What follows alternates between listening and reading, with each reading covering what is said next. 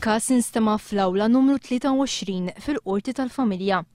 Il-koppja li ngħatat id-divorzju kienet ilha 21 sena mid-data tas-separazzjoni ma tgħix flimkien.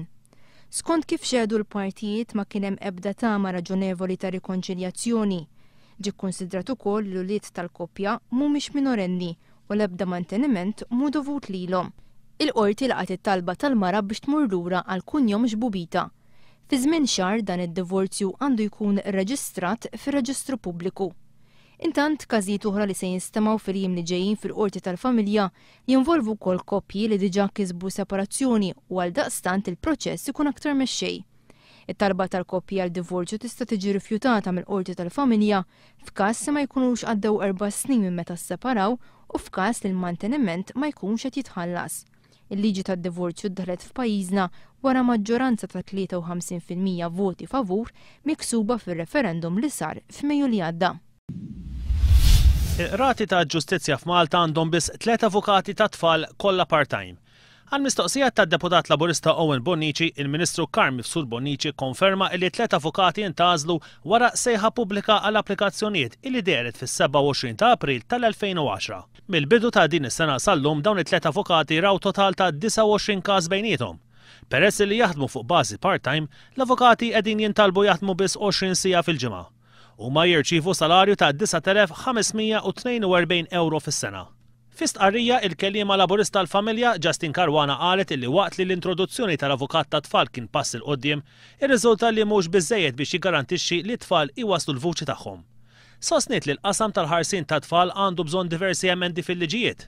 Qalet li l-vojt li jeżisti bħalissa jista' jimtela biss bliġi ta' tfal komprensiva illi għandha titħaddem fost l-oħrajn b'avukati ta' tfal illi joperaw f'qafas leġislattiv u proċedurali ħafna iktar b'saħħtu.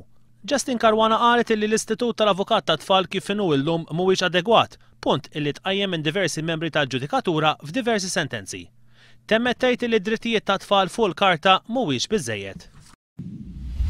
L-awtoritajiet Libjani posponew id-difna ta' Gaddafi wara li għad m'hemmx ftehim dwar fejn għandu jindifen.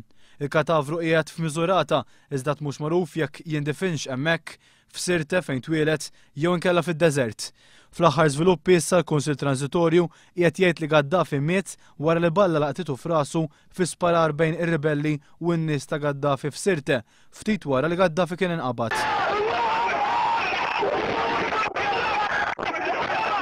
Ingħad li huwa ma laħaqx wasal l-isptar ħaj. Iżda aktar kmieni ġellieda tar-ribelli taw verżjoni oħra, dik li Gaddafi nstab moħbi f'kanna kbira ta' drenaġġ pistola tad-deb. Xejn sabuh talabhom ma joqtluhx, iżda huma kellhom jisparaw fuqu meta prova jaħrab. Issa l-mistoqsija hija fejn jinsabu l-kumplament tal-familja tiegħu. Nafu li Sajif al-Arab Mutassim u Kamiz Gaddafi aktarx inqatlu minn NATO jew ir-ribelli. Al-Sadi nsab maħrub. Mart Gaddafi Safija ħarbet lejn l-Alġerija kif għamlet bintu Aisha u żewġ ħuta subien, Hannibal u Mohammed. L-ikbar misteru huwa dwar Sajif al-Islam, hemm min qal inqabad il-bieraħ meta prova jaħrab f'konvoj lejn Niger, xi stazzjonijiet internazzjonali qalu l-indarab, oħrajn li saħansitra miet, filwaqt l-informazzjoni oħra tgħid li jinsab arrestat u ser jgħaddi ġuri. Fi żviluppi ieħor is-Segretarju Ġenerali tan-NATO qal li l-jum li fih l-attakki minn NATO ser jieqfu issa qiegħed fil-qrib ħafna. Barack Obama minnaħa tiegħu qal li dan kien mument storiku għal-Libja bil-mewt tad-dittatur, iżda triq għad-demokrazija taf tkun twila u mwera. Iżda l-President tal-Venezuela Hugo Chavez li kien ħabib kbir ta' Gaddafi ikkundanna l-qtil tiegħu. Huwa l-obbligu tal-editur tal-istazzjon tal-Istat li jiżgura li qed jiġu mħarsa l-istandards li applikaw għal bulettini tal-aħbarijiet u programmi ta' ġrajiet kurrenti.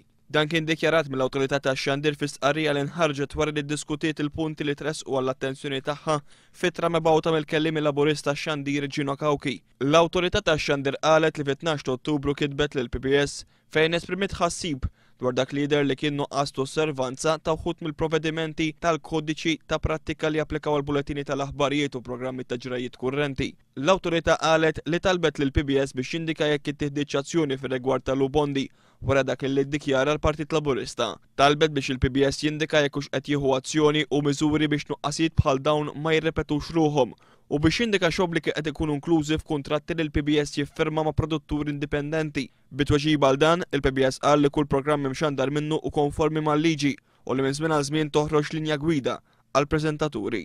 Fl-istqarrija tagħha l-Awtorità tax-Xandir tat raġun lill Partit Laburista li fl-aħħar ġimgħat kien qed jilmenta minn problemi ta' nuqqas ta' bilanċ u imparzjalità min-naħa tal-PBS fil-programmi ta' aħbarijiet u ġrajiet kurrenti. L-Awtorità qalet illi fl-opinjoni tagħha qiegħda tara nuqqas ta' osservanza ta' wħud mir-regolamenti tal-liġi tax-Xandir. Aħna min-naħa tagħna ser inkomplu qegħdin naraw illi l-Xandir tal-Istat ikun wieħed bilanċat u imparzjali, l-Awtorità qed tgħid illi ser tkun viġilanti fl-istess waqt tefat il-pis fuq l-editur irreġistrat tal-PBS biex jiggarantixxi il-bilanċ u imparzjalità.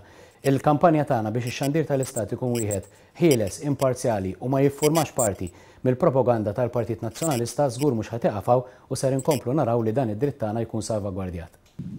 Matul il-laqgħa tal-Kunsill Eżekuttiv tal-Partit Nazzjonalista, deputat Franco De Bono li tkellem qabel Austin Gatt saħaq fuq l-importanza li ministri jerfgħu responsabilità politika fuq temi ta' importanza nazzjonali.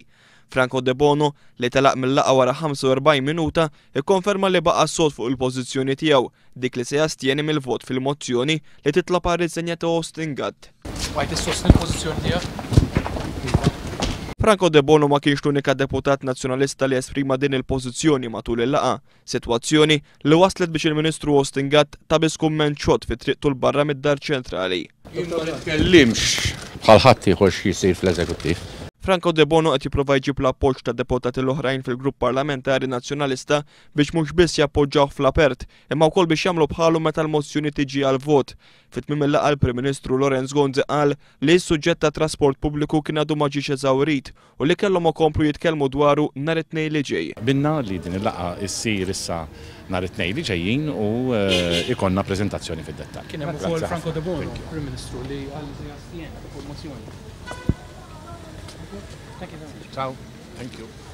Il-mozzjoni tal-oppożizzjoni dwar it-trasport pubbliku se tkun diskussa nhar il-ġimgħa 4 ta' Novembru.